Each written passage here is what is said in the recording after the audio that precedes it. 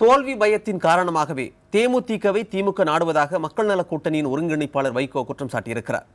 ஆணவ கொலை சம்பவத்தை கண்டித்து சென்னையில் நடைபெற்ற போராட்டத்தில் மக்கள் நல கூட்டணியின் தலைவர்கள் வைகோ, ஜி. ராமகிருஷ்ணன், முத்தரசன், திருமாவளவன் ஆகியோர் கலந்து கொண்டனர்.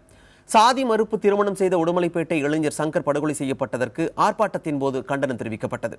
சாதி வெறியை தூண்டுபவர்கள் அடையாளம் காணப்பட்டு தண்டிக்கப்பட வேண்டும் என்று வலியுறுத்திய மக்கள் நல கூட்டணி தலைவர்கள் பாதிக்கப்பட்ட சங்கரின் குடும்பத்திற்கும் கௌசல்யாவிற்கும் உரிய இழப்பீடு வழங்கப்பட வேண்டும் என்றும் கோரிக்கை விடுத்தனர்.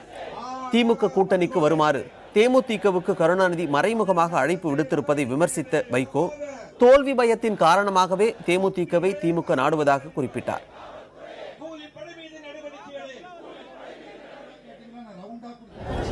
மக்கள் நல கூட்டணியோடு கரம் கோர்க்க இருக்கிற கேப்டன் விஜயகாந்த் அவர்கள் திமுக, அதிமுக இரண்டும் கொள்ளையடித்த கட்சிகள். இந்த இரண்டையும் தமிழ்நாட்டு அரசியலில் தூக்கி எறிய வேண்டும் என்று நேற்றைக்கு கேப்டன் விஜயகாந்த் தொலைக்காட்சிக்கு பேட்டி கொடுத்திருப்பது தினத்தந்தி பத்திரிகையில் வந்திருக்கிறது. வரிவிடாமல் பேப்பர் படிக்கிற அண்ணன் பேப்பர் படிக்கலையா காலையில?